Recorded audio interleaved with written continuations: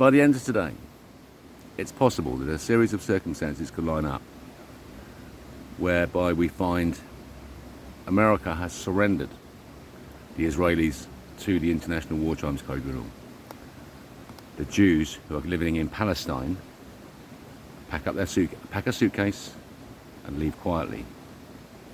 They go back from whence they came, and the people will welcome them back and find them homes. The Palestinians will go and live in Palestine, in the buildings that the Jews have made for them, and have a holiday.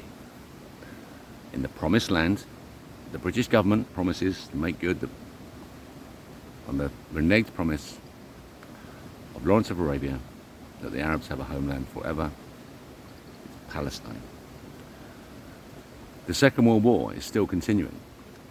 The final shot of the Second World War will be fired by the Royal Navy. The flags of the British fleet will fly this signal. England expects every man will do his duty.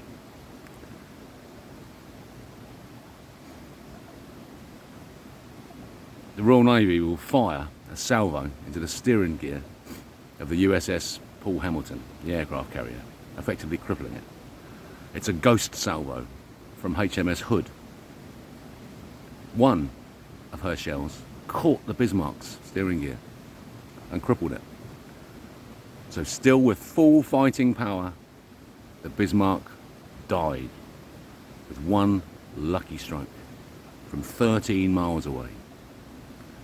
This one's going to be 13 meters away, and it's not going to miss. The ships of the British line are going to point all their armoury at that aircraft carrier. The captains of the ships are going to begin independent action, an order for independent action. If any of the captains of those vessels has the intuition that they are about to be attacked, they will sink the aircraft carrier, wait to be destroyed themselves, and World War III will begin. So that the Royal Navy will fire the last shot of World War II, pause, and allow the world to choose for us to fire the first shot of World War III, and we make that sacrifice. My friends in Britain, the 8th of January today is a rebellion, peaceful, bloodless, love-filled rebellion where a new king steps in and provides leadership that this country so badly needs. And I want to thank each and every member of this population from the bottom of my heart. The Brexit referendum was the final ploy in a game long played. A deal was made with the British government and Cambridge Analytica that we can suppress the intelligence of the British population. And we have both the capacity, and we considered we had the moral right to do it. And so that the pain that you have suffered in our country, in our beloved united country, has been inflicted upon you, and that's why you voted leave. Because there was no good reason to vote leave, not a single one. And yet, we pulled it off. Because you see, my friends, it's essential that we looked really, really stupid to the rest of the world. And we had to mean it. We have to walk around with our trousers round our knees, with our shit-stained pants, exposed for the world to see what fools we are. What clowns. Look at them. They're just wasted fools, says the rest of the world. You've just won the prize, you Leave voters. You Remainers. We nearly fucked it up. We nearly remained. It would have been a disaster. It would have gone on forever. Because the pain that you've carried, the culture wars, all those lies, it's all just made up.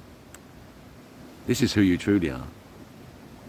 When the ships of the line fly the flag, fly the signal flags that Nelson flew, it will be your British hearts that will sing. I believe that we will win the day. If we do not, then we'll be the first to die in World War III, and I think both options are probably the right way to go. So fear not and stout heart. Look at my Colditz video. There's the story for you. Own it. Own your intelligence. Own your valor. Own your hearts. And then give it away to God. Because God is back on the throne of the King of England. And we rule the world. Again, at last, the sun will never set on this empire. Britain just started it. It'll be our morality, our courage, our sense of humour, our music that is a primary source of provenance for the world. And they'll be singing our song. And finally, my friends, we can stride the world, free passage, free movement around the entire world, and everywhere we go, we'll be welcomed and applauded for just how clever we really are. You just passed the Turing test. Welcome to New Earth.